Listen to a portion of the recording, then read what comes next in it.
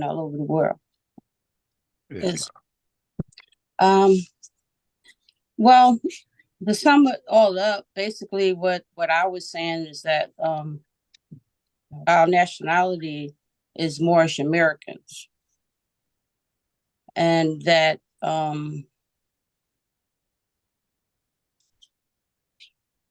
that's what we are, Moorish Americans. And I believe I put some of the 101s with the prophet. It says what is his nationality, and Quran question for Moorish children. I decided question 12, what is his nationality? Moorish American. 13, what is your nationality? Moorish American. 14, why are we Moorish Americans? Because we are descendants of Moroccans born in America. Islam. Islam. Islam. Hey, and I can appreciate sis sticking straight to the script. She ain't going off that script. That's a beautiful thing. With that being said, thank you, sis. Thank you, sis. Because now I'm getting a nice recap. I'm loaded right now on YouTube. I'm sharing the link. Also, I need Big Broski to chime in. Is he in the building? 1 second. 1 second. Kenzie Bay, where is he? Where is he? Where is he? He like to write a book on something. He remind me of one of my teachers, Edwards L. Edwards L say he got like 3 words to tell you. He'll write you a whole book on it and be like, yeah, this where he at? Where Kenzie Bay at? We need Kenzie Bay in the building. Well, if not, no problem, no harm, no foul. Let me see who else chimed in. I think we had T. Moody L chimed in. We had sis Kenzie May. Did the AGS check? Arnold Street, are you in the building? See, I want to get some names in here. What's wrong with this? Well, I'm gonna No. Yeah, go ahead. Because I gotta focus on this. I got a lot of things going on, Aline. All right. That might be it. Now, let me ask, do anybody else want to chime in about national name, free national name? Marcus Leonard is in the building. How you doing, Marcus Leonard? Brother, the floor is yours. Islam and honest to the prophet. So I don't know if I knew this before a couple weeks ago, but Boaz and Ruth was husband and wife, right? Yeah. Okay. And I think in the Hebrew, I think it goes by the father. So it says Boaz by Ruth. And I think what the prophet was doing was just like we gave us Jesus, just give us those signature names. We know that Ruth is the grandma, right? Of Jesus?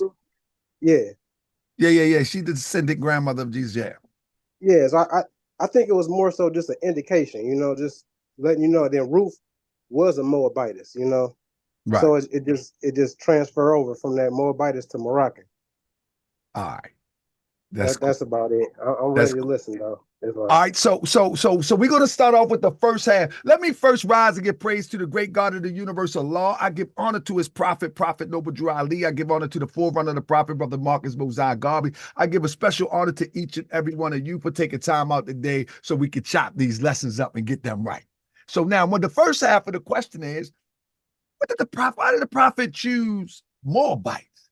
Out of all the tribes, we got the Hamathite, the Hittites, the Amorites, the Israelites. We have all of these tribes. Why did the prophet choose? Or did Moabite choose us? That is the question. Now, most of this lesson today is structured around nationality, free national name, and national descent name. But this part here, I'm going to talk it through, and then we maybe can do a deep, in-depth study later on it. So basically, we have all the people from East Africa, or what we know to be West Asia, They're migrating. Remember the Prophet Noble Drew Ali says, the industrious acts of the Muslims of Northwest and Southwest Africa, these are the Moabites, Hamathites, Canaanites, who was driven out the land of Canaan by Joshua and received permission from the Pharaoh to settle in that portion of Egypt. And later they formed kingdoms. The kingdoms are called today Morocco, Algeria, Tunis, Tripoli.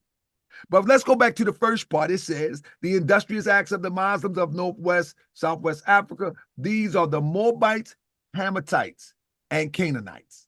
The Moabites, Hamathites, and Canaanites. When we go into chapter 48, somebody blocked their mic. 47, if I'm not mistaken, of the Holy Quran and the More Science Temple of America. I'm going to go there real quick. It talks about, one second. Where is it? 47. Okay. The inhabitants of Africa are descendants of the ancient Canaanites from the land of Canaan. Old man Cush was at first, and we go into that rendition of how the population from east is going west. So when you put it all together, the Prophet Noble Drew Ali says the Moabite, verse 6, it says, the Moabites from the land of Moab, who received permissions from the pharaohs of Egypt to settle and inhabit Northwest Africa. They were the founders of the true possessors of the Moroccan Empire with their Canaanite, Hittite, Amorite brethren. In short, what the prophet is saying that when Joshua, let's use Joshua as an iconic war. If people don't want to believe in the biblical rendition, it's saying that a war happened and people was ushered out and they fled because of war. Because sometimes people get so caught up in the names of the Bible and don't realize that these names that we're using are not the names that were used in ancient times, but they're names that we can connect it to ancient stories. You follow what I'm saying? So let's try to compartmentalize what we're saying. We're saying that a war took place, and the Prophet Noble Drew Ali is informing us that they was driven out. They had to go. Then in chapter 47, the Prophet Noble Drew Ali says that there's a group also that was given permission from the pharaohs of Egypt to settle in this portion, Northwest Africa. These was the Moabites, the true founders of the Moroccan Empire. But they did it with their Hittite. So who was the leader of the pack? The Moroccan Empire. The Moabites was the leader of the pack. That's going to get us into nationality, national descent name. It's saying Moabites is the leader of the pack with their Hittite, Amorite, Hamatite brethren. And they established kingdoms. So now when we're talking about Moabites, we're talking about a political identity. We're talking about a political identity. So when people get swallowed up in the political identity of America, whether they're born in America or whether they become a citizen by the way of naturalization, then their political identity is what? American. That's their political identity and affiliation. Has nothing to do with the blood relation. Nationality can be blood as well as political affiliation. So because the Moabites was the leader of the pack and they are the founders of the what? And the true possessors of what? The Moroccan Empire, then everybody take on that political identity. That doesn't change the variations of the tribes that's under that political identity. This is where most teachers don't understand nationality. Most people don't understand Moorish American. Most people don't. I'm going to poke my chest out in the next few weeks. All right? So if y'all think I'm be talking arrogant, it's not that. It's that people that been taking me for a joke because I be laughing, because I be playing, and they think that they know this, and I'm going to show that they don't know this. And we're going to teach the new people coming in what Moorish science is supposed to look like. So, family, if you get offended and you step off and say, man, Ta'aka Bay, man, he just going too hard now. Good luck to you.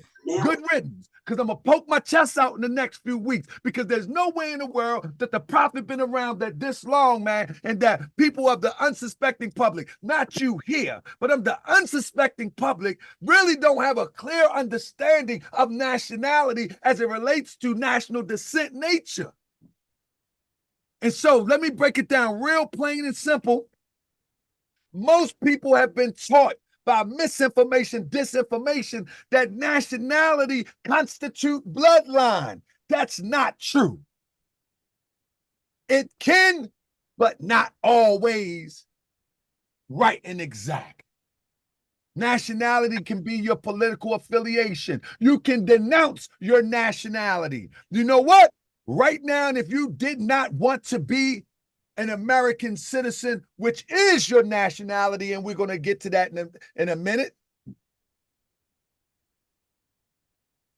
If you didn't want to be an American citizen, there's a legal process called expatriation. You can expatriate. You can right now go to any leading government facility in your state and ask, excuse me, how do I expatriate? And they say, oh, okay, it's about $1,400. You go here, fill out this paperwork, and be on your way. And you will be stateless. So all these people saying they're not a citizen of the United States, they're lying. They don't even understand what citizenship is. They understand what it is.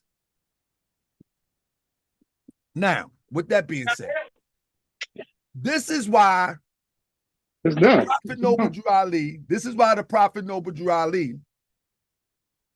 will ultimately say we are descendants of Moroccans born in America, descendants of the ancient Moabites who inhabited northwest, southwestern shores of Africa, descendants of the ancient Canaanites, because the leader of the pack was the Moabites to establish the Moroccan Empire. Now, when we look at the term Moroccan and we look at the term Moor and we look at the term Moabite, we say, hold up, something is missing. The only thing is missing is the language barrier in how we pronounce something. Moroccan.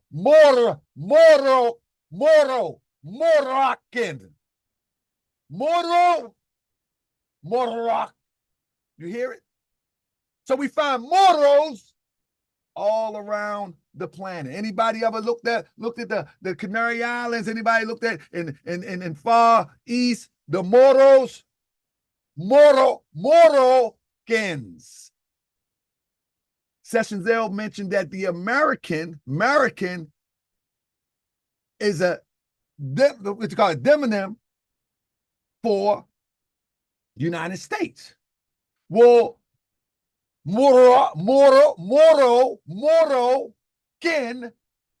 is a demonym for Morocco. But the root word is Moro. But because it don't sound like more as we used to, we think it's something different. No. It's speaking to the Moros who first inhabit the land, not the state of Morocco. Not speaking to the Moroccans that is the state of Morocco. It's speaking to the Moros who first established places of residence from Algeria, Tunis, Tripoli, and established the Moroccan Empire. What ultimately it stems from when we look at the Moroccan Empire, what you will really find in history is that all of these kingdoms was interconnected into what we know to be an empire. And it would be the ancient Mauritania before the coming of the European. See, when the European made Mauritania a province of Rome, Mauritania pre-exists the coming of the Romans. It pre-exists. So it's no different than Miami. Miami is an indigenous name of Florida, right? It's an indigenous name of Florida, and the Europeans just kept it there as a landmarker. They didn't name Miami, Miami. They didn't name Hawaii, Hawaii. They left it there. They didn't name the Toronto in Canada. They didn't name Toronto, Toronto. Toronto means the meeting place of Father Sky, Mother Earth, and this is where they traded. The meeting place. My name is Toronto. The French didn't, that's not a French word. And the same thing with when the Romans come into North Africa. They begin to take over provinces, but they leave the name. They leave the name. And this is where brings us up to speed, where we're talking about Mauritania. So you got the state of Mauritania today, but that's not ancient Mauritania. Ancient Mauritania extended all the way from Egypt all the way down throughout Nigeria, throughout. Now, let me give another example. Just like I said that the dominant force was those Moabites, and everybody would come under that political affiliation of that day. And the last stronghold of North Africa, as well as Europe, was who? It was the Moors. That was the last stronghold. What do I mean by the last stronghold? That when they put a papal bull in to enslave the infidels, they was focusing on Moors. They was focusing on those who had conquered Spain. They was focusing on those who had control over Europe at one period of time. It was designated for Europeans to enslave Moors. Infidels was the code word. That was the code word. And the Portuguese, they targeted Moors. So the Prophet Noble Drew Ali is not missing a mark. That the political identity of the people that was enslaved was Moors. Now, within that political identity, to be clear, because we on YouTube, to be clear, within that political identity, you have multiple of tribes. No different than in Nigeria. Nigeria, the dominant political identity is Nigerian. But underneath that umbrella, you got Ashanti, you got Igbo, you got a whole bunch of different, in all African countries, it's like that. But now imagine an empire. See, imagine an empire. You follow me?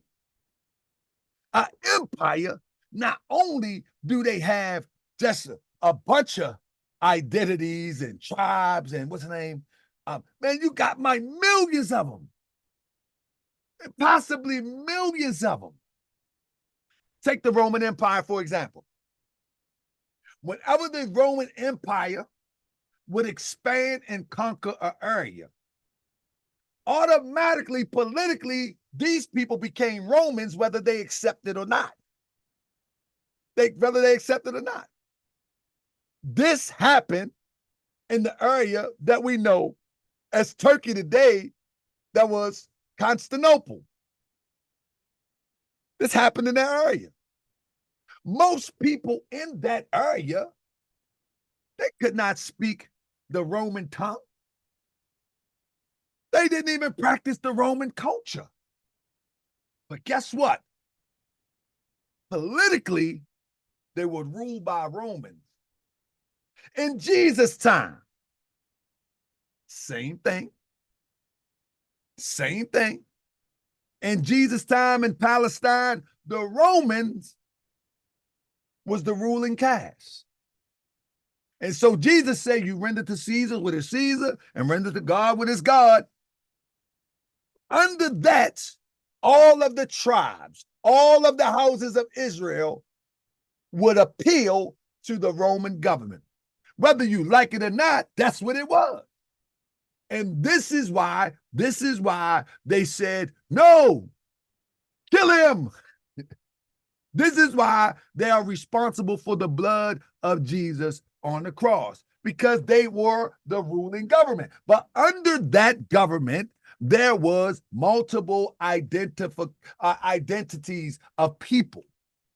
This is where we go wrong when we don't understand history as a people. So we as Moorish Americans, let me run it back one more time real quick. Whether they were put in exile or whether they migrated, and these are two different periods of time. Ultimately, according to the doctrine of the Moorish Science Temple of America, and knowing how history works, if you study it closely, we can confirm that our people migrated from the east. Let's keep it generic.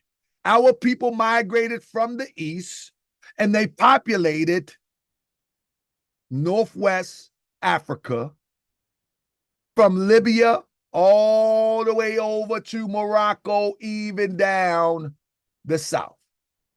History proves that.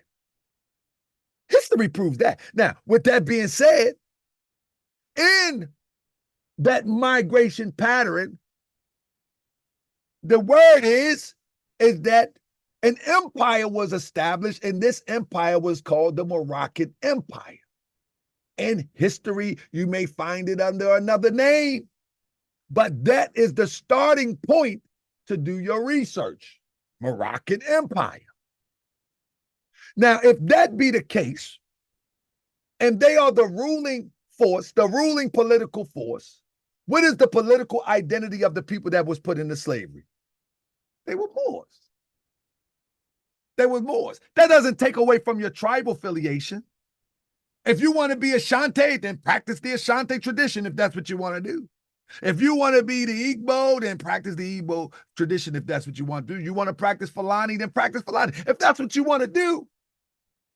But here in the Moorish Science Temple of America, this is a new era of time now. And all men must claim their free national name to be recognized by the government in which they live in the nations of the earth. And this is the reason. Of all reasons, this is a reason why Allah, the great God of the universe, ordained the prophet to redeem his people from their sinful ways. So this is a new era of time now. If you want to be stuck in tribal identity and affiliation as a source of power, then by all means, handle your business. If you want to be stuck into these little misnomers as a source of power, then handle your business. But in the world of nationality, unity is king. In the world that we live in today, the European Union and the people, the citizens within the European Union, they're called Europeans. And they vie for the resources, even though they might be friends with the Americans. But they're going to vie for the resources in the earth. Chinese people, their nationality is Chinese. And they're going to vie for that. Now, within these subgroups, there's going to be subgroups within China, within European Union, and even within America. So within the European Union, you may have a group of French that live under the citizenship of the European Union. They're going to fight for the French cause. They're going to fight for, well, home or abroad, they're going to fight for the French cause. In America, you might have Italians that are Americans, but they're going to fight for the Italian cause here or abroad.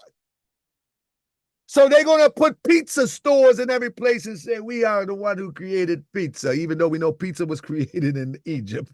But we're the one who created pizza and spaghetti. We're going to create games.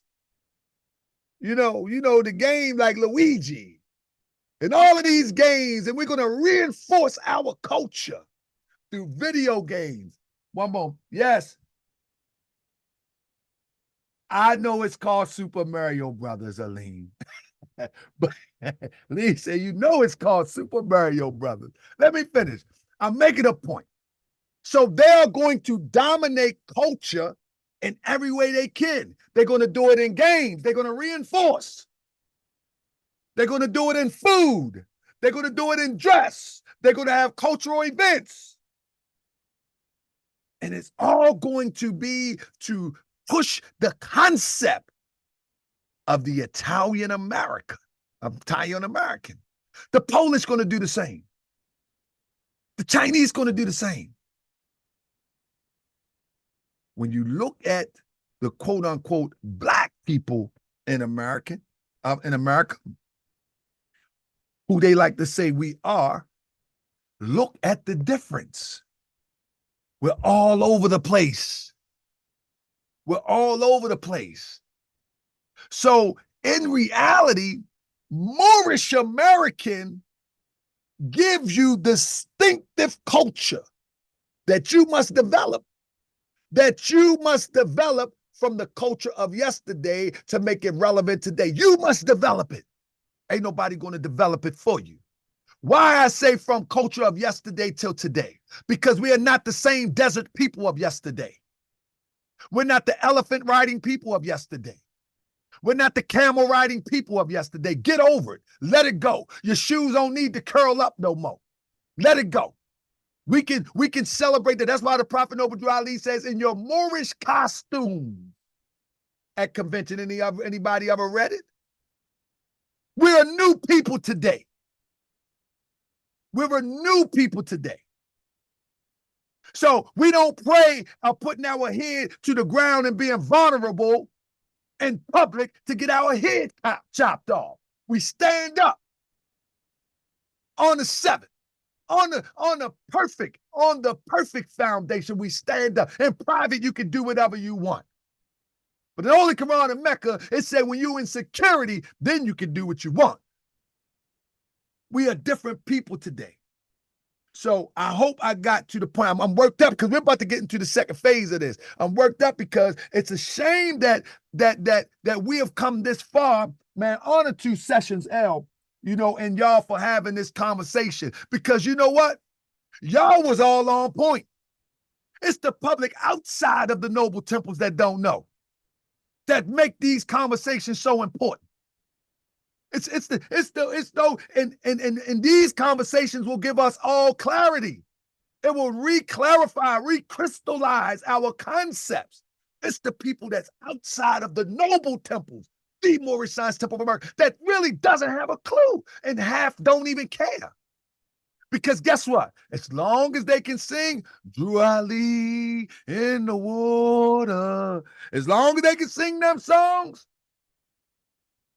Drew Ali is coming. As long as they can sing them songs, they're not worried about this. But let me tell you who is worried about this. Other groups of people.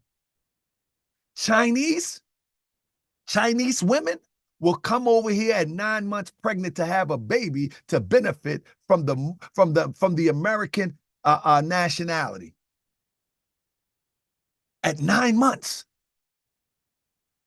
They be ready to bust at the seam on a plane just to have a baby on this soil.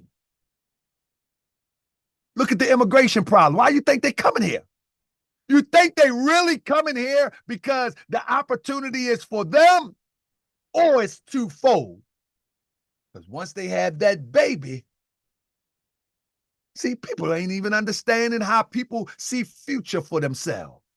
Once they have that baby, they done gave themselves as a living sacrifice, and now that baby has citizenship. Now that baby, 20 years later, can dominate politically, even if they can't. So this is how citizenship works. And we're going to get into that in a minute. If citizenship wasn't nothing in America, do you really think, people really think that the immigration problem is just people want some opportunity? They create an opportunity for the next generation. Like all other groups of people, we're the only one that's selfish enough to just do something immediate for ourselves.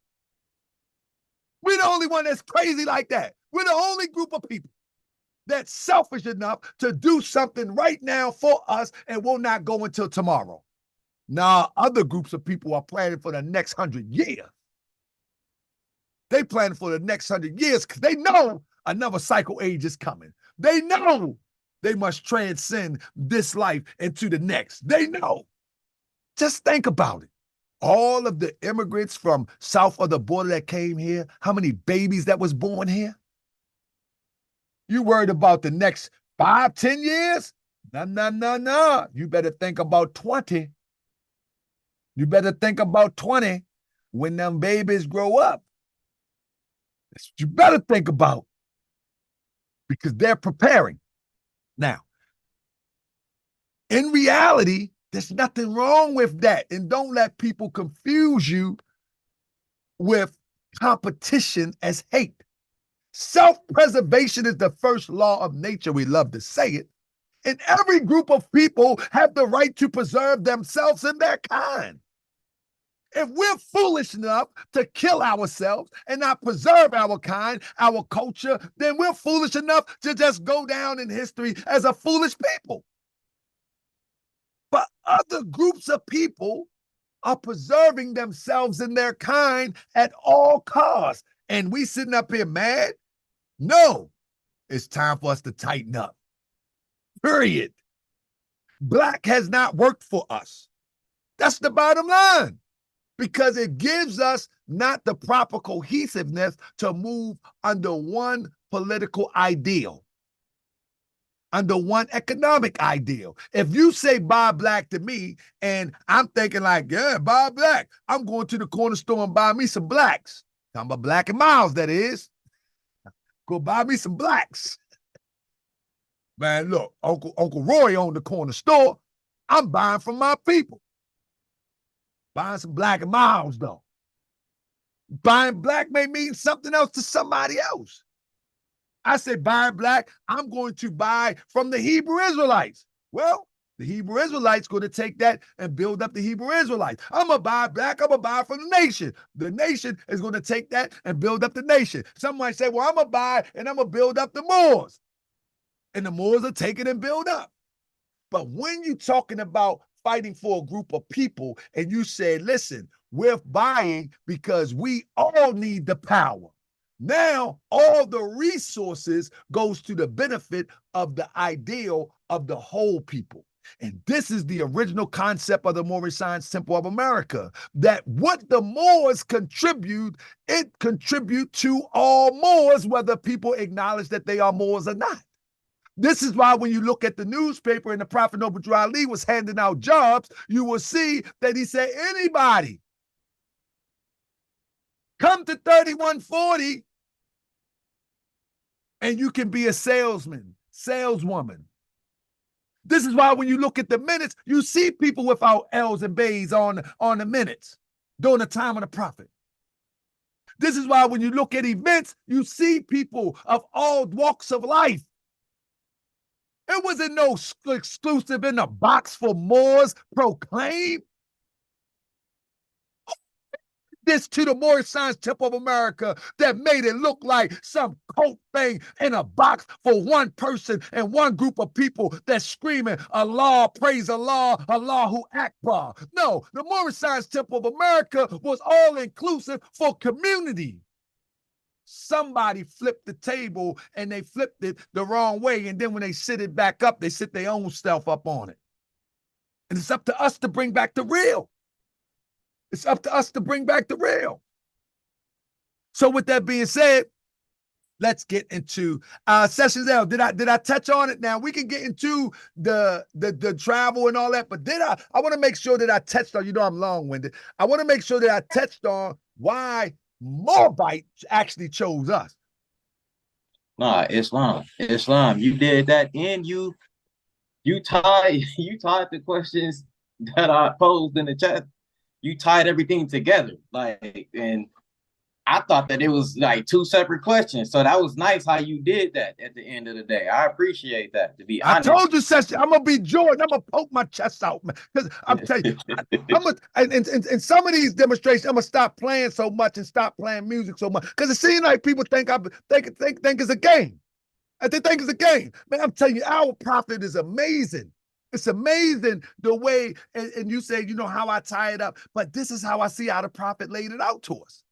This is exactly, and the problem, Brother Sessions L and everybody who's watching, the problem is that most people who claim to teach Moorish science are scared to admit that they don't know how to teach it. And the only way you're going to learn is to say, man, I don't care what you believe in, what type of God you believe in. If you believe in Allah, what level you believe in Allah, you got to go inside and say, I really want to be able to teach this to help people to understand. Not for me, but I want people to understand, because sometimes you can understand a thing and can't explain it. I said that many a times. I used to be like that. I understood Moorish science pretty much the first 5 years I was in it. I could not talk it though. Every time I open my mouth, I talk like my Uncle Pete. My Uncle Pete stutter. It just wouldn't come out. I knew what I was reading was right and exact. But if I tried to send it to somebody else's ear, it was ball game. It just would not, the words that wouldn't match up properly.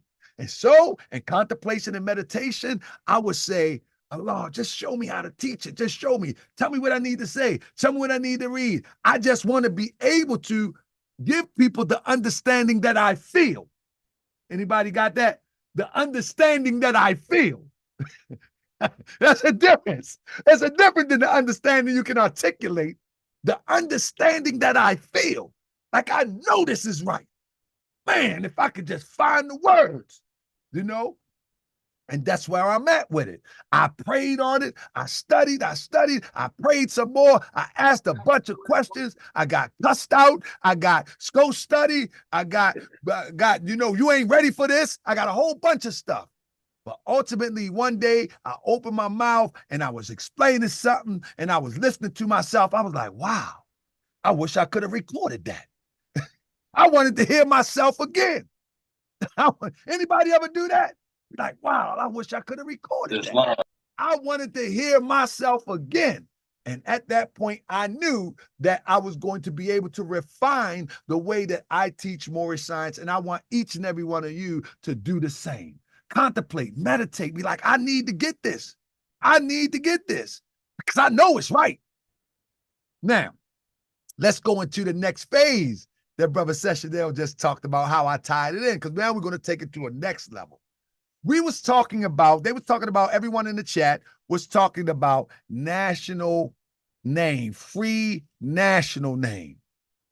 You know what I'm saying? Free national name. Let's get into that, because most people are scared to talk about the free national name. The Taj Tariqites say that the free national name is Baal. The Moorish National say that the free national name is Baal. How is that so? What are they reading? What are they reading? What are they reading? Because according to the Prophet Noble Drew Ali, he actually tells you exactly what the free national name is. So somebody want to take a jump at it, and if someone disagree, I need you to speak up now. Somebody, free national name, what is it? American. Lumel L say American. Do anybody disagree? See, we be nervous about this American thing because of what's been perpetrated underneath that banner, what has been perpetrated underneath that name. But we be scared to say this demonstration. But we got to call a spade, and we got to understand that the divine prophet put something in place that if we follow what is put in place, you ain't got to trip about what's happened. You just got to pay attention about what's going to happen, because the divine prophet put it in place. Now, with that being said, American. Let me look on YouTube. Let me see if we got any dissension going on YouTube. Let me see. Let me see if we got any dissension going on YouTube here. So I'm live on YouTube, family. I'm about to go there. I can't even see. I got all pumped up. Okay, I think we live. Let me see. Here we go. Where we at? Here we go. I think. Am I live? Where am I at? I can't even see myself. All right, hold up. I thought I was live. Hold up. Let me see. Okay, here we go. Okay, yeah, here we go. There we go. I'm live. Okay, we got people in there. Okay, so family, welcome. We got people in, and some reason I can't see it anywhere else. But I just want to see if anybody have any questions or whatever.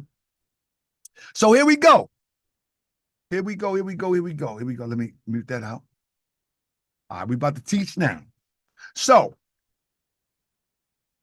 the free national name only represents the power structure in which governs the people, the dominant power structure that governs the people or the citizens. Turn it down, Elaine.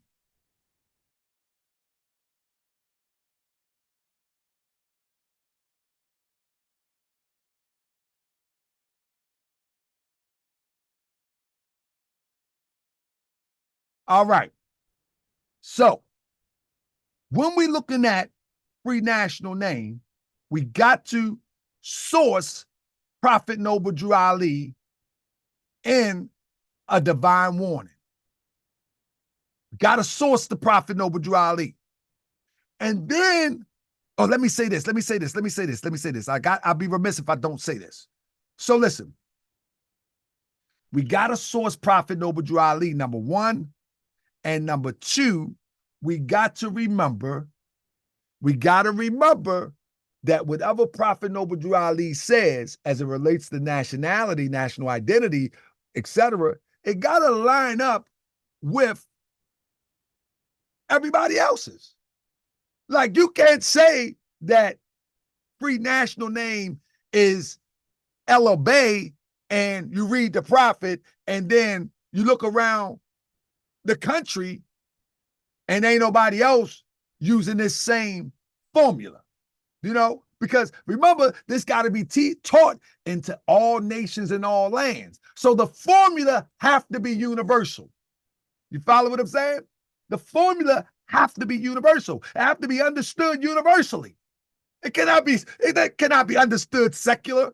You know what I mean? We the only ones that understand it. Nah, it don't work like that. Nah, a prophet of God is based in reality. So it can't be, we the only one that understand what free national name is. Nah. So Prophet Noble Drew Ali breaks it down for us in the divine warning. It says, from the prophet, the citizens of all free national governments, according to their national constitution, are one family bearing one free national name. Those who fail to recognize the free national name of their constitutional government are classed as undesirables and are subject to all inferior names and abuses and mistreatments that the citizens care to bestow upon them. And it is a sin for any group. In other words, it is wrong for any group of people to violate the national constitution laws of the free national government and cling to names and principles that delude to slavery. Now, when we hear that today, we'll say, hold up, because we've been taught that we always been slaves. That's what we've been taught. We've been taught that we have been nothing more but slaves. And since the Civil War, we've been free. And now, listen, you can't be talking about me, but listen, Prophet Noble Drew Ali gives us a new understanding of history. I want to go down to the 14th and 15th Amendment, where the Prophet Noble Drew Ali and the Moors be throwing this stuff out there. So when the Prophet Noble Drew Ali said we're all bearing one free national name, that means the Italians' free national name that are citizens of America is what? American. Whatever's on the passport is the free national name. This is why the basketball player get locked up in Russia. The government of the United States negotiates her freedom because you are recognized by the government and the nations of the earth. You ain't got to like the teachings of Prophet Noble Drew Ali, but understanding is the rock on which man builds himself. This is why the 3 people that was killed, where was it, in Iraq, by the Iranians, they went and bombed just a few weeks ago. Why? And y'all familiar with the news? They went and bombed. Why did they do that? Because you're recognized by the government. They recognized you as a citizen and by the nations of the earth. You know it's coming when you slaughter them. You know it's coming. So brace yourself. Now listen, we know all times are not alike. So, hey, it may not be like that in all situations. Some people may ride away and never get free. Has nothing to do with the skin tone. It's a political thing that's going on when you're talking about nationality. It's political. They're making their stance known. Now, the thin line is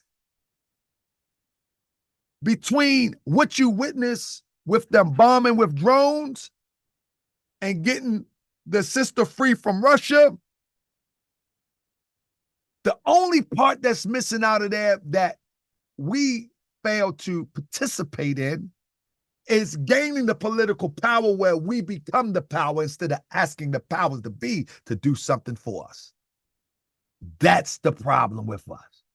We have yet to find out how to obtain the power, and we always asking the powers that be to do something for us. Well, one of the reasons why they was burning down poll booths and they were voting booths and they was preventing people from voting and all of that, because they knew that you would obtain political power through the voting process. And through that process, you could make things happen, and you can also put them under the 8 ball, behind the 8 ball, if you will. That's only one of many. When people talking about the political process, people think that's the end all be all. No, the Prophet Noble Drew Ali said most of our problem is what? Economic and what? Moral. Economic. So politically is only one aspect of one of the things that we have to knock down. You follow what I'm saying? But he said much of our problems is economic. You know what I'm saying? Much of our problem. So with that being said, let's get into the 14th and 15th Amendment. Because you know what's funny to me?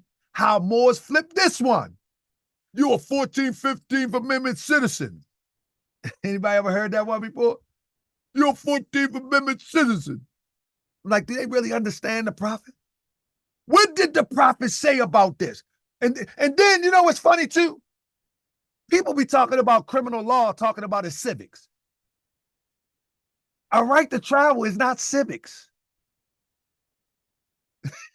That's not civic engagement.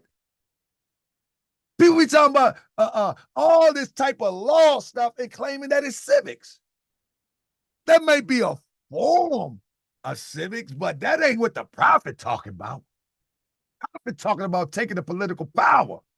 Ain't what the prophet is talking about. You arguing court cases because you've been in trouble and you get and you didn't drink and drive and you got child support and you ain't got no license. Now you want a right to travel and you want to teach civics and pass out these fake licenses and all that. That ain't what the prophet talking about. Stop drinking and driving, for all means. You know what I mean? Just stop, pay some child support, do something. Take your baby mama to court. I don't know what to tell you, but this ain't more science you're talking. Oh, what are you going to do? But anyway, with that being said, the Prophet Noble Drew Ali talks about the 14th and 15th Amendment. Now, the free national name is, whether people accept it or not, is American. It's where you were born and your political affiliation. Your political affiliation is where you can vote, what country, sovereign country you can vote in. If your voting rights was taken away, then, hey, you know what? You're going to have to repeal that. We can work on it. You do something about it. But wherever you can vote at, wherever you have paid taxes at, wherever you were born or you went to the Washington, D.C. and became a naturalized citizen here in America, you are an American citizen. Now, you can be a resident, you can be all of that. Be all that you want. I don't want to be no mistake. Let me make sure. Let me check on what's name. I don't want to make no mistake. I mean, about this free national name thing. It's American. And and I messed the words up. It's a demonym for United States of America, because we know we are in North America. However, a Mexican in Mexico is a Mexican. And any other country in South America, they identify themselves with the landmass, whether it's Honduranian from Honduras, whether it's a Mexican from Mexico, whether it's in North America, a Canadian from Canada. And the uniqueness is one in the United States of America is what? An American. And Moors try to complicate it. It's not that complicated. An American as a nationality is unique to the United States of America. There's no place in North America or South America that you call a person American as it relates to nationality. If it is, you tell me where. It doesn't exist. Moors complicate stuff because they don't know how to look at it from a universal perspective. Now, with that being said, let's get into the 14th and 15th Amendment. Our prophet teaches us, he says, through your free national name, you are recognized, you are known and recognized by all nations of the earth that are recognized by said government in which they live. The 14th and 15th Amendments brought the North and South in unit, placing the Southerner who was without power, who were at the time without power, with the constitutional body of power. Now we're going to have a discussion. How can the 14th and 15th Amendment, or when did it do, who believed you don't have to change your ideals? Just answer if you want to. When the Prophet Noble Drew Ali says that the 14th and 15th Amendment was basically established to bring the South in unit, what was he talking about? Do anybody want to take a stab at it? What was he talking about? Because most people think that it freed slaves. The prophet didn't say that. The prophet didn't say that. I don't see Islam. Islam. Sessions L. I think he had reference to the Civil War and the fact that the soldiers who the Confederate soldiers who seceded, they actually wasn't citizens no more. They seceded and tried to take over the country. So they in fact needed something to reintegrate back into the Union themselves. So I draw that he was kind of having reference to something to that nature. Absolutely. In fact, they were never citizens. Remember, they were a confederacy. They was never a part of the Union. They were never citizens. So the 14th and 15th Amendment allowed them to enter into the Union. You follow me? Because the Confederacy was a whole nother country, if you will. It was a whole nother country. That's what the Civil War was all about. It was a whole nother country. We ain't rocking with y'all. We gonna have slaves, y'all don't. Now, here is the thing. The Prophet Noble Ali said, it's not for us. Why did he say that? Because it was slaves and free men that predate the Civil War. How can you free people that's already free? There were slaves that was already freed and let free in the North, some that had never been slaves. How can that pertain to all quote unquote black people if people are already free? That wasn't for us. Now, this is what it means to bring the North and the South into union. Once they became one, the European is able to, and slaves, if they wanted to, could say, I am a citizen of the United States, the Union, by the way of this act of Congress. If they wanted to, it's their choice. Now, I say this to say that. I say that to say this. To look at the real numbers, you're able to see in reality what the Prophet Noble Drew Ali was talking about. You know what I mean? You're able to see in reality what the Prophet Noble Drew Ali was talking about through this graph right here. Through this graph right here, you can see the states. Maine in 1790, 0. New Hampshire in 1790, 157. These are slaves, that is. This is from the census. Rhode Island, 1790. New York, 1840, New York had 4 slaves. This is before 1865. Pennsylvania, 64. Most of the states before 1865, according to the census, didn't even have slaves up north. Through which vehicle were they freed? Through which vehicle? Because of the 14th Amendment? No, the 14th Amendment didn't exist. So through what vehicle what is the Prophet talking about? Through which vehicle were they freed? That's the question. And the question is, what the Prophet Noble Drew Ali tells us right here. And all we got to do is study it. It'll come.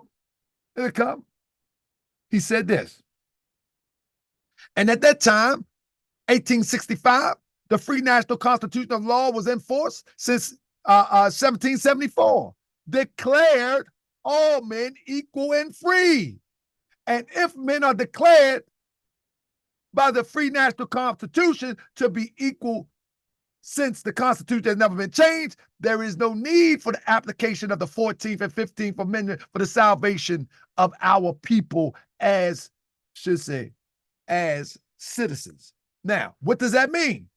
It's the same thing I explained on Morse World TV about slave holders and slave masters. The people were being held against their will. They were being held.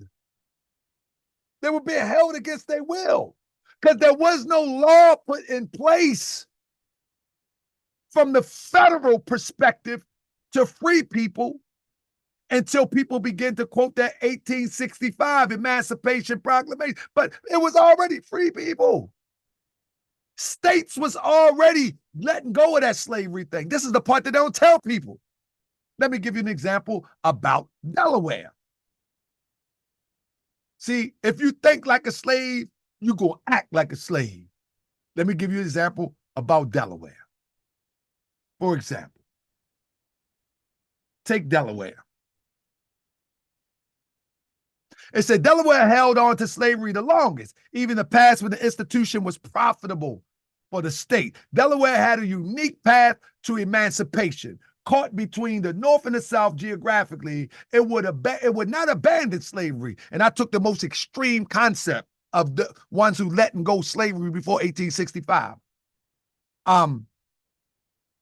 It did not abandon slavery like the states to the north, nor did, you hear the word they use? Abandon. Abandon. My bad. Hold up 1 second. 1 second. Let me line my page back up. I'm tripping. I did something. So notice the word that is used is abandon. Follow me? So it says, it did not abandon slavery like states to the north, nor did it entrench into the institution like its neighbors to the south. Privately, some Delaware slave owners freed their slaves, created indentured type agreements, or fashioned their own gradual emancipation agreement. You see this? Wasn't no actual law that was established. The prophet trying to tell people that they duping you. They duping you. The way that you think is the way that you're going to respond. If you think somebody can free you, that means that somebody got control over you. But if you do, and this is the thing, if you do the math of each northern state, you will see that the way to slavery ending is different. It's not 1865. It's not 1865. That's the Mickey in the drink. That's the Mickey in the drink. So hold on. Hold on. It says agreements retaining the rights to labor in their slaves' most productive year. Hold on 1 second. Let me get it. It says created indenture type agreements or fashion their own gradual emancipation agreements by retaining the rights to labor of their slaves' most productive years and then freeing them. Because of private actions, slavery did decrease significantly from 70% of the black population in 1790 to only 8% in 1860. This was private things that was going on. There wasn't no law. Because slaves made up 20% of the population, they could be valuable political voice. Let me say it again. Because slaves made up 20% of the population, they could be a valuable political voice for whomever captured the loyalty of the community. Thus, Democrats sought to keep them from gaining that political role by keeping the institution of slavery intact. The legislature tried to oppose voluntary manumissions until 1787, after which they sought to control the terms of private emancipation and outlaw domestic slave trade into the state.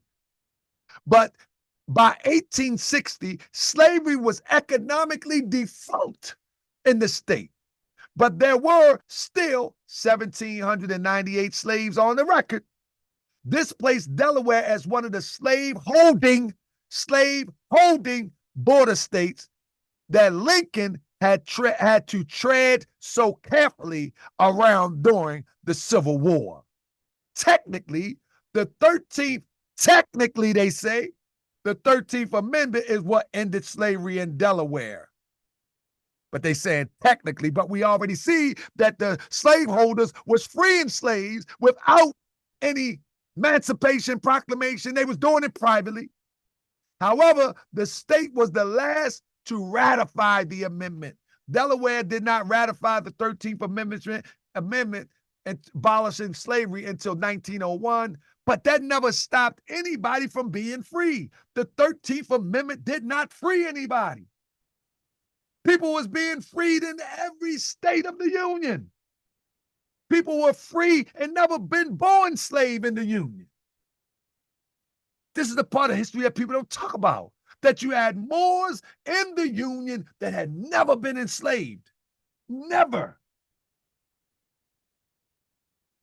So the Prophet Noble Drew Ali said the 13th or 14th Amendment, it's not for the salvation of my people. That ain't for me.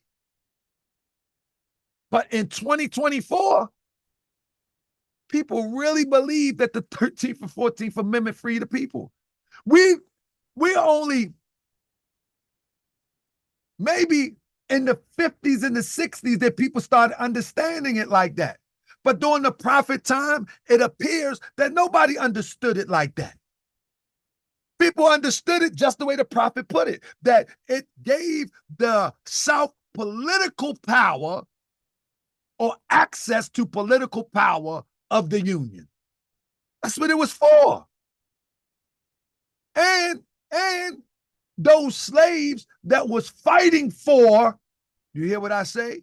Those slaves that was fighting for the Confederacy gave them access.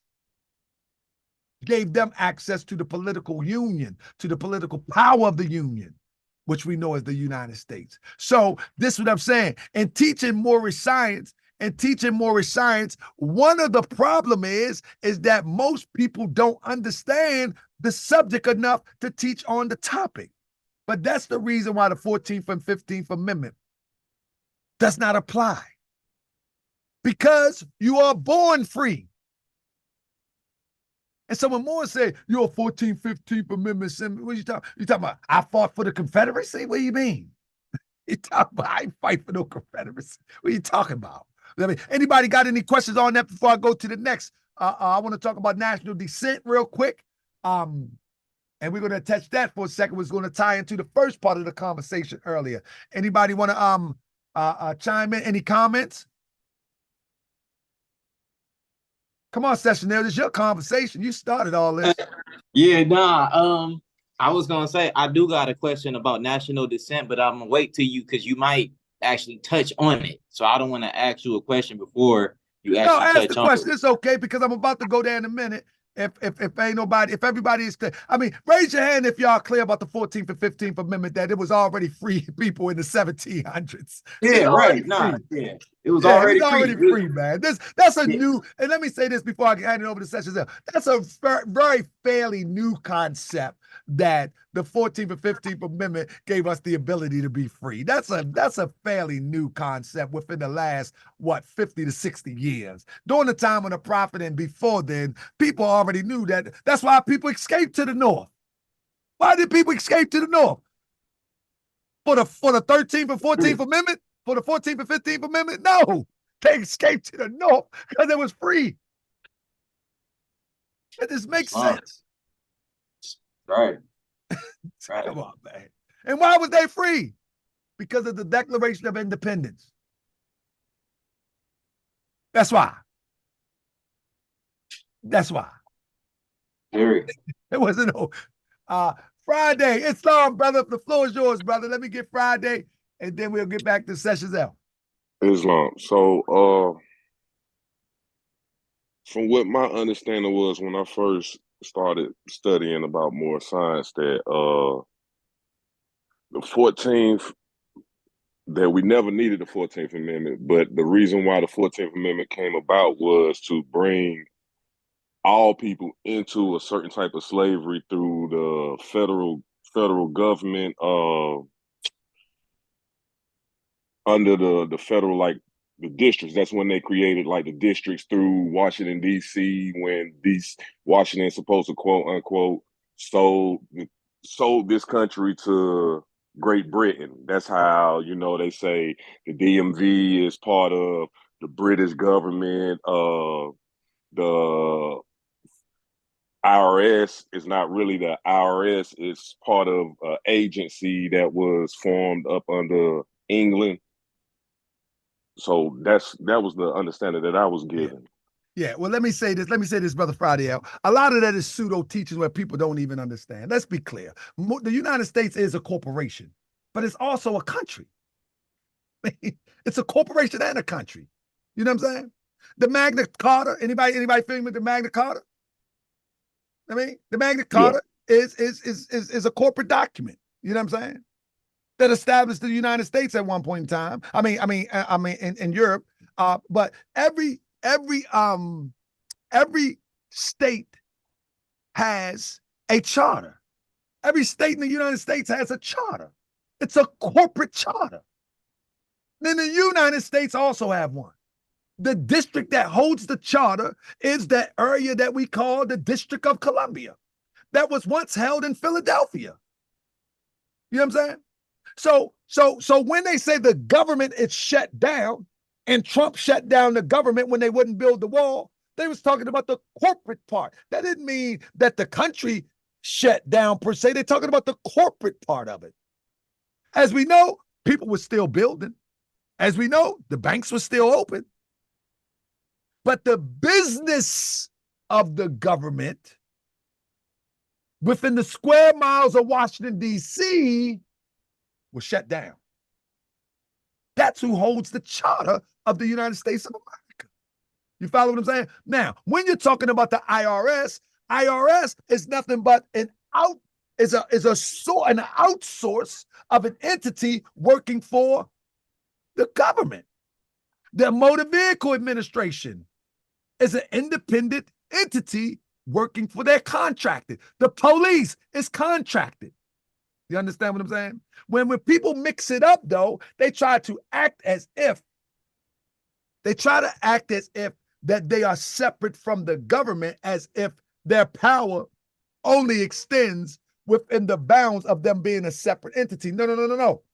They are contracted by the government. So the MVA and the DMV, they issue license because they was contracted by the government. The police can arrest you because they were contracted by the government to do that. You follow what I'm saying? Whether we agree or not, to protect and serve or whatever, to abuse their power, many abuse the power, but they are contracted. The IRS is the same thing. It's not a government entity per se, but it's contracted by the government and given the authority to collect finances and to audit finances in the name of for the government. It's just like if you owned a barbershop and you rented out some chairs. You own the barbershop, but you give the barber the authority to cut a fade, to cut the hairline back. You give him all authority, but you still own the barbershop. You feel what I'm saying? And so what a lot of pseudo-Moors do is they act as if the guy in the barber chair has sole power or have no power. No, the guy in the barber chair has power because the barbershop owner gave it to him. You see what I'm saying? He gave it to him. If he didn't have power, you know good and well when that audit comes, you find out. You find out because they're given the authority from the corporate structure of the United States to conduct business. You follow me? It's just like the United States Virgin Islands. That's owned by the United States, but it's not a part of the United States per se, but it's owned by the United States. The U.S. Virgin Islands, they own that. It's like they own a resort. Now listen, y'all can still run your little thing. But let me tell you something. If I got to come bring the hammer down, don't make me have to remind you that I own this. They're like the landlord. The corporate structure of America owns that. You follow what I'm saying? And so a lot of and this is the thing about pseudo-Moorish science. Pseudo-Moorish science, they cherry pick stuff. And it's not universal. It's just like when the Europeans went conquering, you know, and they sent the pilgrims here, and the pilgrims was sending money back to Europe. You know what I'm saying? The Europeans actually, Great Britain actually owned, you know what I mean, parcels of land here, and people was paying taxes. The French owned a part. I mean, remember the Louisiana Purchase? What was that all about? It was other countries owning parts of land. And it's the same thing today. So when you're talking about entities, whether it's the IRS, outsourcing, the DMV, what else? Schools, a lot of this stuff is outsourced. It's owned by the government, but it's outsourced for you to benefit from this entity, but it's all connected to the government. It's just outsourced. You know what I mean? And people say, well, it's owned by this country. Listen, when we get down into and start talking about the Jesuits own this and own that, man, we didn't went too far. I mean, I get that for real. But at the end of the day, the checks and balances is in Washington, D.C. That's where the checks and balances at.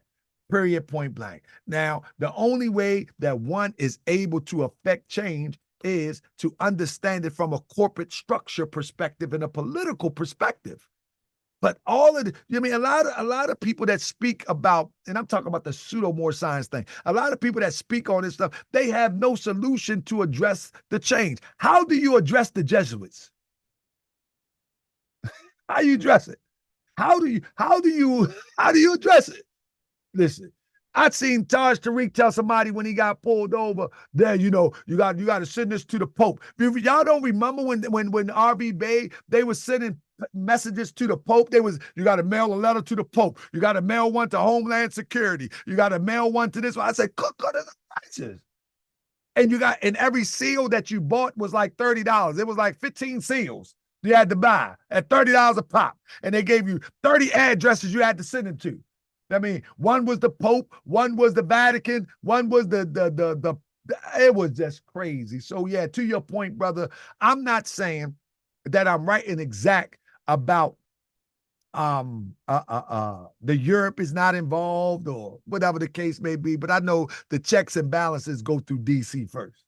You follow me? And the United States is a corporate structure, but it's also a nation. All nations have a corporate structure. All nations. Every nation. If not, they wouldn't be able to conduct business. That don't even make sense. But people try to act like that the United States is just a corporation. Oh, the corporation is the square feet of the District of Columbia. Absolutely. Absolutely. But that's the part that conducts the business for the United States of America. Every state has that. That's why every state has a state house. You know what I'm saying?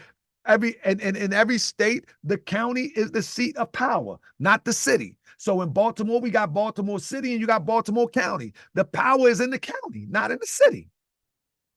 You know what I'm saying? But people don't understand political structure, then they just throw stuff out there. But if you understand political structure and how political power work, then it really makes a lot of sense. And then we can dig our way out. That's the problem, Friday L. That's what I'm looking for. It's hard for us to dig ourselves out if we don't understand it. It's very hard. And on the internet, woo, they got something for you. They got something. They have you writing the Pope. Yeah. They have you writing the Pope and have you writing the Queen of England. Yeah.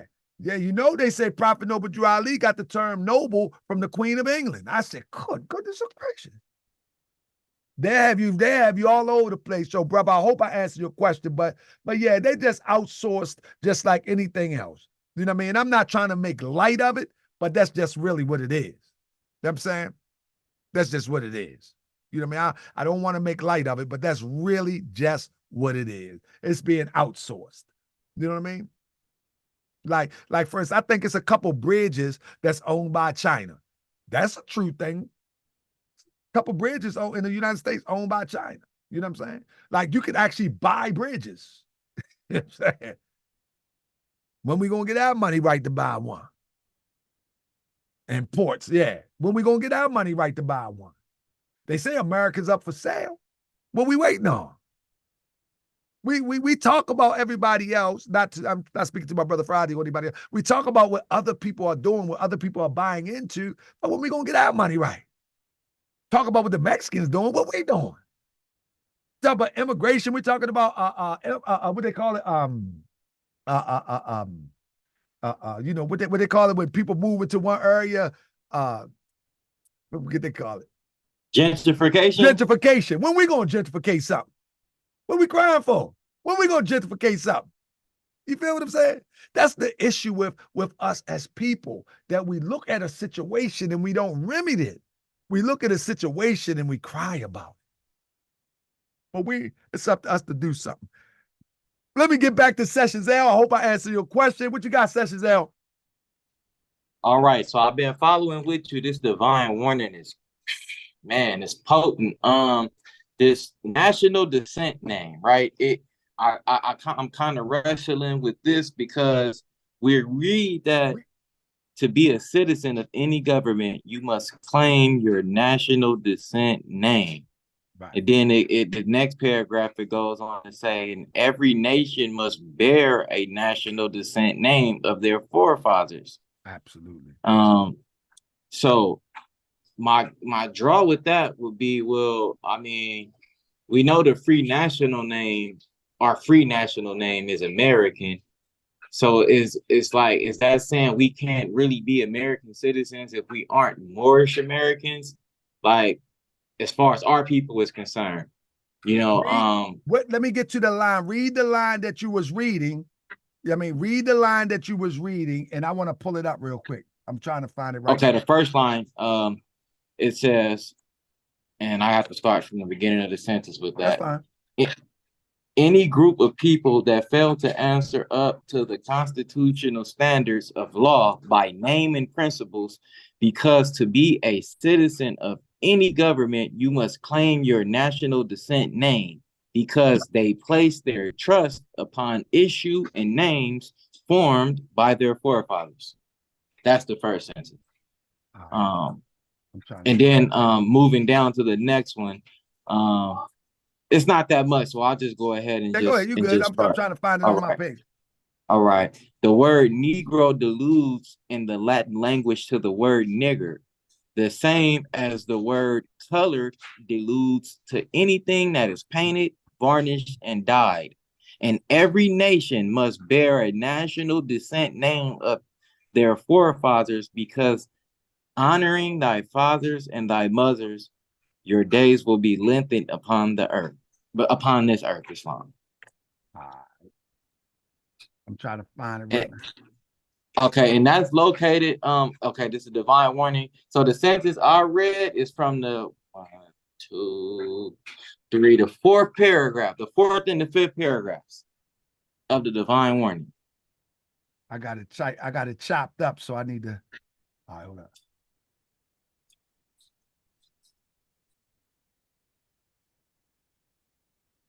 I got it chopped up real bad. Hold up. Let me pull up the original divine warning real quick. I got it chopped up for my point that I was making. So let me pull it up, because I want people to see it right quick. I mean, I got a lot to cover too. Hold up. So you say it was the. Let me pull it. I'm gonna pull up a new one. Stand by real quick. Let me just. It's fine. Pull up the divine warning. Because I had anybody that's following, it's towards the end of the fourth paragraph and the beginning of the fifth paragraph. All right, beginning of the. All right, now read it again. I got you. All right, I'm here. So, okay. Any group of people that fail to answer up constitutional standards of law and principles, because to be a citizen of any government, you must claim your national descent name, because they place their trust upon issue and names formed by their forefathers. The word Negro deludes in the Latin language to the word nigger, the same as the word colored deludes to anything that is painted, varnished, and dyed. And every nation must bear a national descent name of their forefathers. Gotcha. Because honoring thy fathers, okay, that's fine. Got you. So what you just read, I just pulled up my copy. Thank you for your patience. I just pulled up mine. And now, let me screen share right quick. So the prophet gives us an example. One thing I like to say is that in studying the prophet, we always got to bear in mind that there's a lot of context going on, contextual wording going on. And so what you read is right down here, any group of people that fail to answer up to the constitutional standards of law by name and principle. That's what you said? Islam. All right. And because to be a citizen of any government, you must claim your national descent name because they place their trust upon name and issue. What is the prophet saying? From my humble understanding, what the prophet is saying, we're going to go above that and read what the prophet Noble Drew Ali says. Let me get me a pointer right quick. Can I get a pointer? Hold up, I'm trying to get a pointer. Now what's that? All right, well, I'll just use this. I'm going to start right here. Hold up. I did too much that time. I'm going to start right here.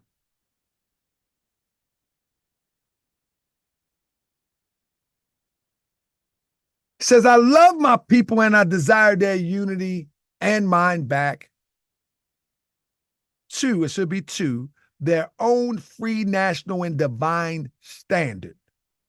Because day by day they have been violating the national and constitutional laws of their government by claiming to names and principles that are unconstitutional. Now, here it goes.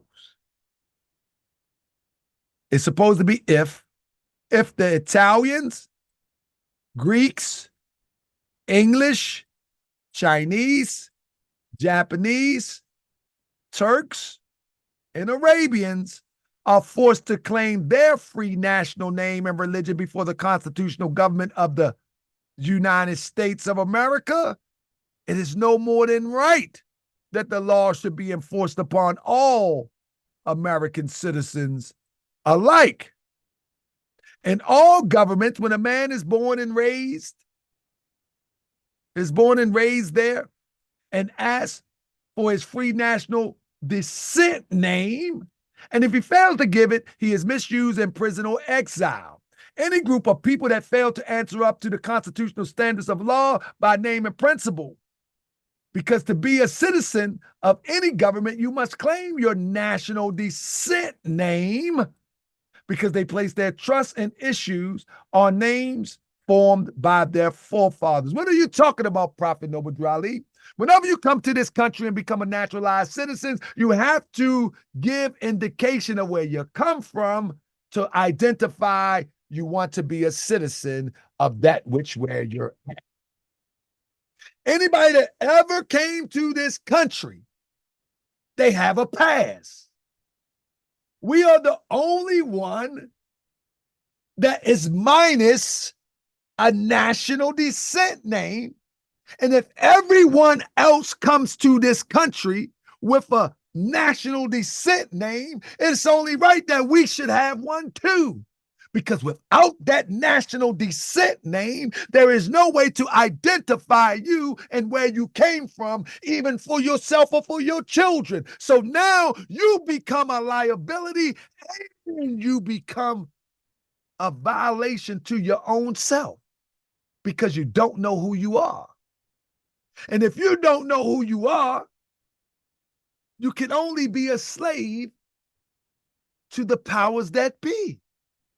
So the thing is, if Italians and Greeks, they are forced. If you go to Washington, D.C. right now and you try to become a citizen and you're not of this country, they're going to say, well, where are you coming from? If you say, I'm just a white man, they say that ain't going to fly here. Where you coming from? I'm a white man from Europe. Well, you're going to have to go to white man country and try again another time. Citizenship denied. That's it. That's it. So what the prophet is saying, like when them pseudo boys said, the prophet saying enforce the Constitution. This is where they get that line at. That this should be enforced to all citizens alike. In other words, what the prophet is saying is that if everybody else are measured by where they came from, you know what I'm saying? Everybody on the planet that comes to the United States, that came through Ellis Island, when this country was established by even those who fought against the British, they came from somewhere. Ain't nobody putting their trust in nobody that come from nowhere. So the prophet's saying that if that is right, then why is it not important? This is the measure. Why is it not important for you to understand where you come from a national perspective? And when we're talking about national, remember, we came from an empire concept. And the last ruling power was Moorish, hence the term, hold up, the last ruling power of yesterday was the Moors, hence the term Moorish, of the Moors. So the prophet is establishing us as other nationalities established themselves at some time in history. As it relates to nationality. Because remember, the prophet said this is a new era of time now, and all men now must proclaim their free national name. This is a new era of time now. There was a time when that was not important. You could just claim I'm from Turkey. I'm Igbo. There was a time where that wasn't important. But now we live in a world all around the planet. If you went to China, where you coming from? Let me see your passport. Where you coming from? You ain't going nowhere without no passport. Where you coming from? Who are you? And forget the powers that be for a second. Forget the powers that be for a second. Just think about it. If you don't know where you coming from, how in the world can you conduct business for the benefit of you, yourself, your family, or any country or any establishment of a country? You don't know who you are. And remember what the prophet said. He said, and people look at this sideways sometimes, I would imagine. Remember what the prophet said? He said, and people fail to answer up to the constitutional standard of law. He didn't say the law, standards of law. That's different than the law.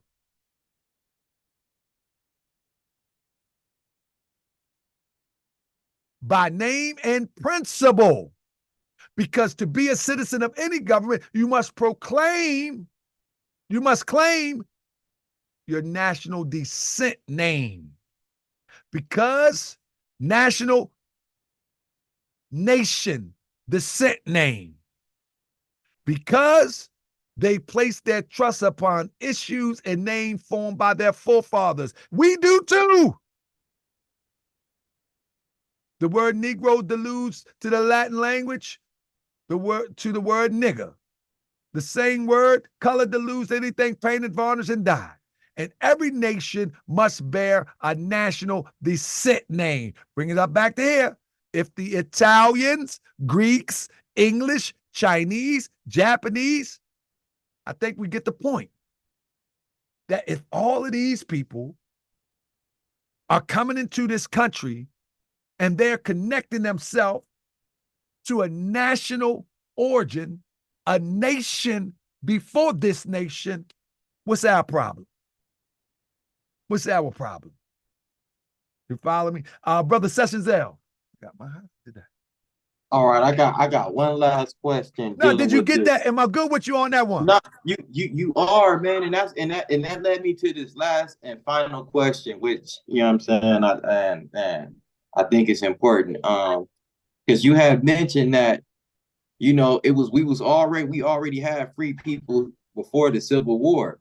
So at first I was going to ask what national descent names did the free citizens use, the free Asiatics use prior to the Civil War?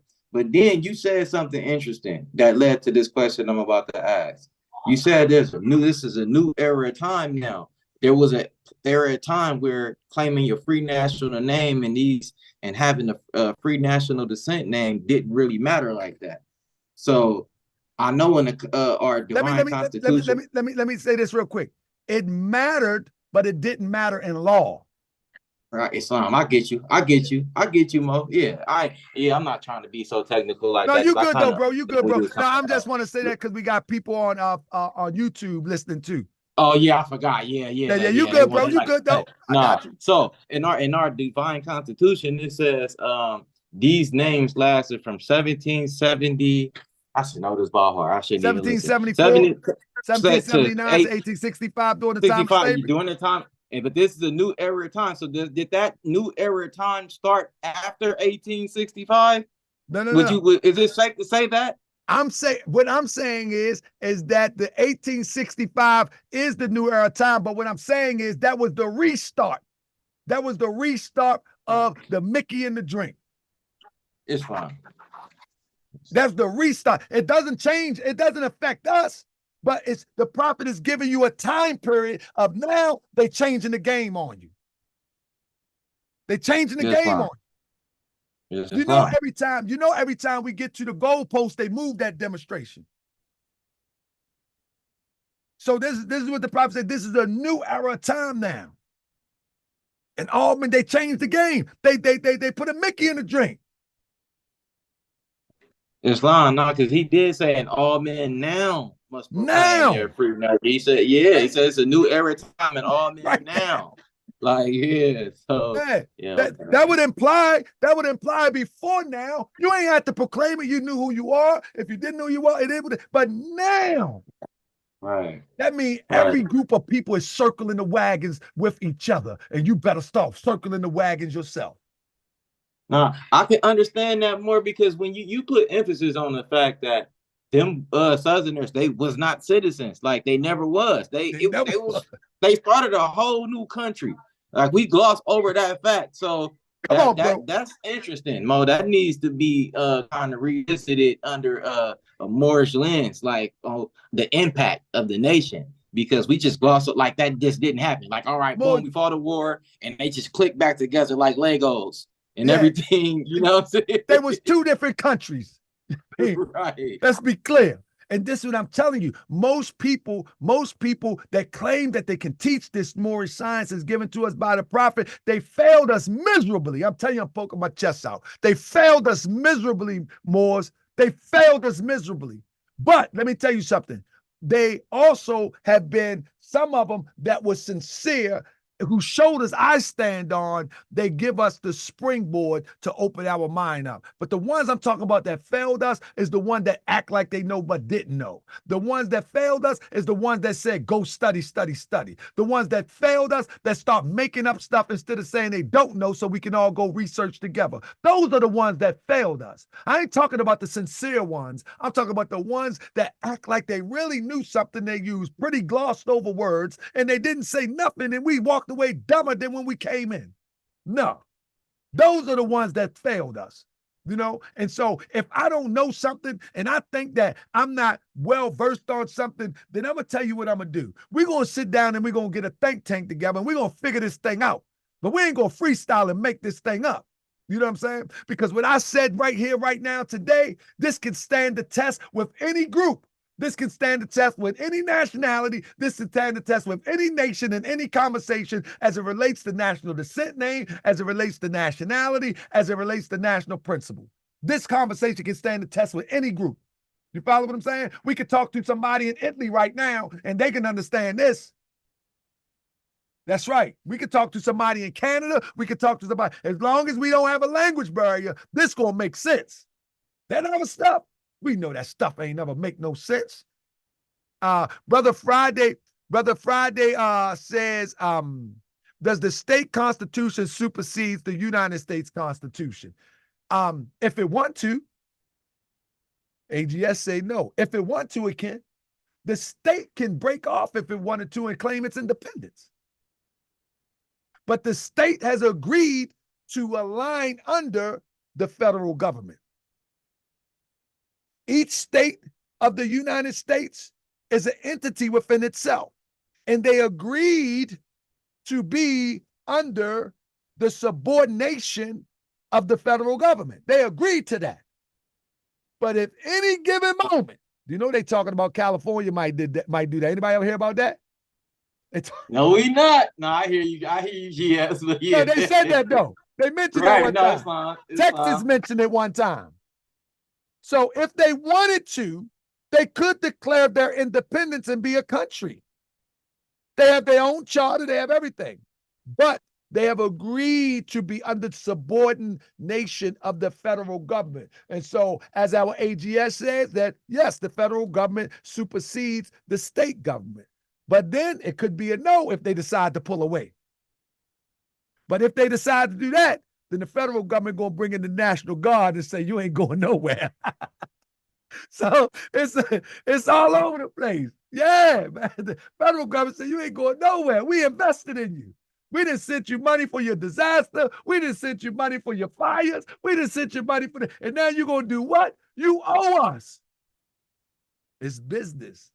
So yeah, and this is why it's so important that we understand the Moorish Science Temple of America, and we start off building this Moorish Science Temple of America, parlay that into building a community, parlay that into building a town, parlay that into building a nation, parlay that into building our empire. In that order. We can be the start of it right here in the Moorish Science Temple of America as an organization to metamorphose into a nation. Family, that's my time. I hope I said something. Marcus Leonard, are you there, brother? Because I told Marcus Leonard Bay, I said I'm gonna break it down today that a child can understand. Can a child understand what we talked about today? Islam. Oh yeah. I'm here. Brother Marcus Leonard, can a child? I text you in the back chat, and I'm gonna tell you, family, I'm always accessible. Reach out to me. I can't get to everybody, but I do my best. I talk to dozens of people all day, every day, sometimes. But Marcus Leonard reached out to me. And he had mentioned that I addressed this about 4 years ago or something. I said, well, today I'm gonna address it in such a way even a child can understand. So I got to get his word real quick. I know he's busy, but Marcus, did I do what I had to do? Yeah, I just messaged you in the back chat. Right when you called my name. Oh, okay, I was wondering what would happen if the next president drops the federal government. The president won't be able to do that because it's an office of the presidency. It's more than one person. You know what I mean? You got the office of the presidency, and then, the way that the checks and balances is, you got Congress can run the government. Congress can actually run the government. You know what I mean? If the president fall off, then that's sedition. You know what I'm saying? They'll lock him up. Like this. When you got the way this government is set up, they got so many checks and balances, man. It's just crazy. It's so many checks and balances. Like, we see the face of the government. Like, that's all we see is the face. But we don't see the behind the scene nuts and bolts. And the nuts and bolts is, if one was tried to throw a coup, one president, say Trump, tried to throw a coup. Nah. The office of the presidency going to kick in. Congress going to kick in. Somebody is going to be held against their will until they figure this out. And then the vice president will step in. If he was with it, then the Speaker of the House will step in. I think that's how it goes. And then if they was with it, then it goes all the way to Congress. It's just too many checks and balances in a republic form of government. way too many. Like this, I don't know. I really can't answer that question, but I just know there's a lot of things in place that if one, they would have to have orchestrated the whole cabinet of the presidency, the office of the presidency. That means every member of the assistant all the way down. They will have to have Congress and the Senate in cahoots. That's a hard feat for the United States government. Now, when the United States government fall, you can expect blood. That's all you. So I can tell you. I don't think it's going to be an inside thing. If it's an inside thing, it's going to come with blood. That's how I see it. Because the Republican form of government is a very well organized checks and balance government. It's well organized. It's a big brother government. Everybody watching everybody, because everybody crooks. Everybody watching everybody. Let me yield the floor to our Assistant Grand Sheik of the Moorish Science Temple of America, before I close out, see if I missed anything, and anything that he might want to add. Islam Grand Sheik. Islam. I rise and give praise to Allah, the great God of the universe. I give high honors to our prophet, Noble Drew Ali. I want to give honors to everything that's been honored before me. I want to give honors to everybody in the discussions this week. It's real important that we pay attention, because right now our Constitution is being challenged. To answer the brother's question, Marcus Leonard, when the president takes his oath, he takes an oath to uphold that Constitution. Right. So he can't do that. You know, and if he does, impeachment, you have the Congress, and he's only he's the executive power, or the executive branch. So there's two other branches. Okay, so, and another thing too, Grand Sheik, excellent question to bring up this discussion, because now we know why our prophet is telling us we're not Black, Negro, all these other things, because and you hit on it when you went to Acts 6, this is a new era time now, but he's telling us that we need to proclaim our free national name to be recognized by the government in which we live and the nations of the earth. So that's real important. That's real important for all the listeners on YouTube. That's why we should not be using Black, you know, because that's not a recognized a nationality. I mean, a national name. That doesn't relate to anything. So that's why our prophet is trying to get us to raise our thoughts. And that's in our Constitution, of the Moorish Science Temple of America. He's bringing us up back to the standard in which we were. And, you know, it is known, it's without a doubt, that we had free people here. In fact, I believe that we had more people that came over on ships, that were brought on ships. We were already here. We had been here. And in that document in the conversation last week, that Negro Act in South Carolina, that said the Moors were free. That said the Moors were free. And then on top of that, look at this census. If you look up the census, there's no words like Moors in there. There's no Berber. It's everything else, but they got Negro in there. And if we keep it up, they're going to put Black in there. You know, but we want our original names, descent name, our nationality back in there. We want Moorish American back in there. And so therefore, that was something that we discussed when I first came into the temple, about our nationality and our free national name. That was a lesson we had learned. And that's why I waited to hear what everybody had to say in that conversation. Then I you know, at the tail end of it, that's when I, you know, spoke my piece and let everybody know that's been a discussion in our temple. And our Grand Sheik led that discussion. So we need to keep talking about these things. Right now, it's real important. Now, somebody mentioned the state. Okay, in Texas. Now, Texas is trying to block these, and they're Americans. They're Americans that's coming up from the south to our southern border. He's trying to block them from coming in, even though there are international law and U.S. domestic law that says that they can come into this country and apply for asylum. They're refugees. So there's laws for that. And one administration, they've been chopping on those laws. They broke the system. That's why you see all that going on down there. They've broken the system. Now they're trying to figure out how to put it back together. And but and like I said, they are Americans.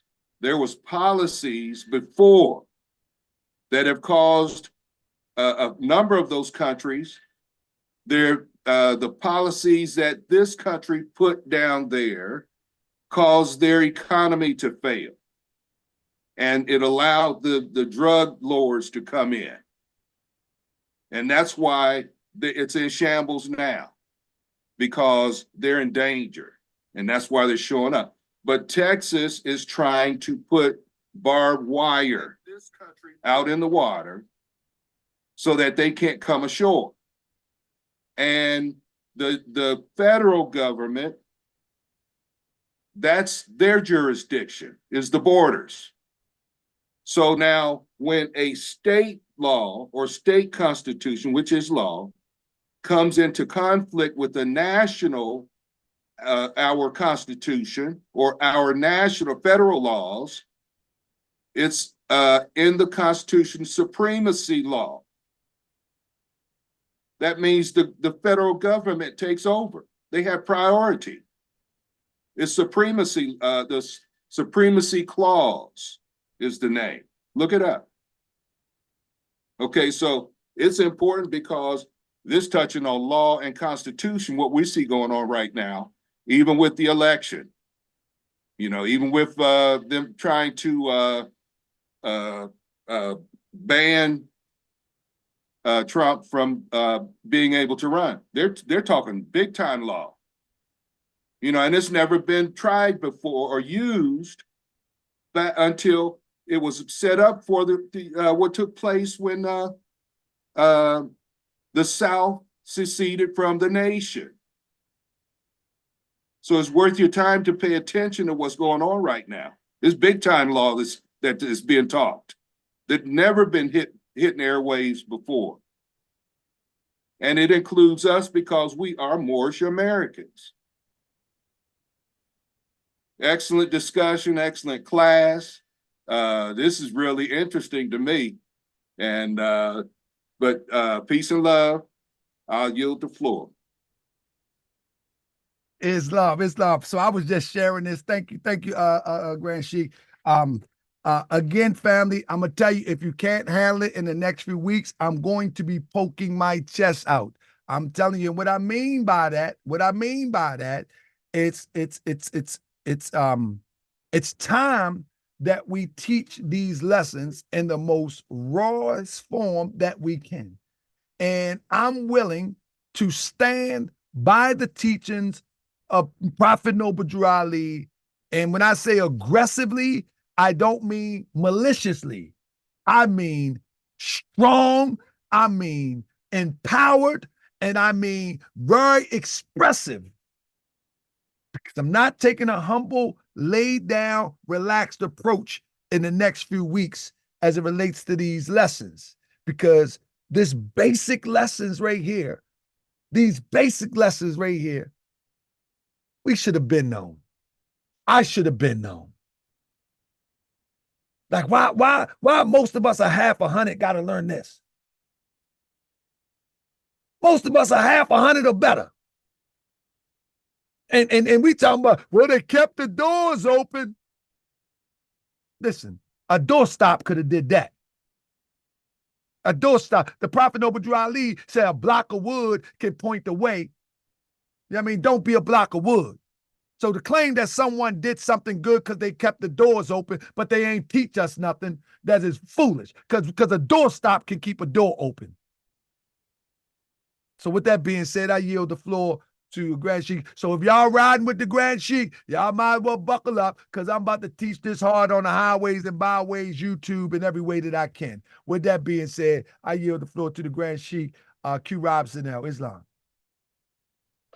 Islam Grand Sheik. You definitely made it plain. Man, you touched on a lot of different important points. You made it universal instead of secular. And these are the things we need to know. And that's why the powers that be are keeping us so busy. You know, the work hours went from 8 hours, now it's 12, 10 to 12 hours. They're trying to get the people away from nature so they can't think. so they can't organize, and so they wouldn't know what's important. We use technology, but technology is not so important. It's food, clothing, and shelter. So what the Grand Sheik taught today, it has something to do with all that. But it's long Grand Sheik honors. I like to call for a member. They want to volunteer to read chapter 25, A Holy Covenant of the Asiatic Nation. Raise your hand in the chat. If not, I'll go ahead and read it.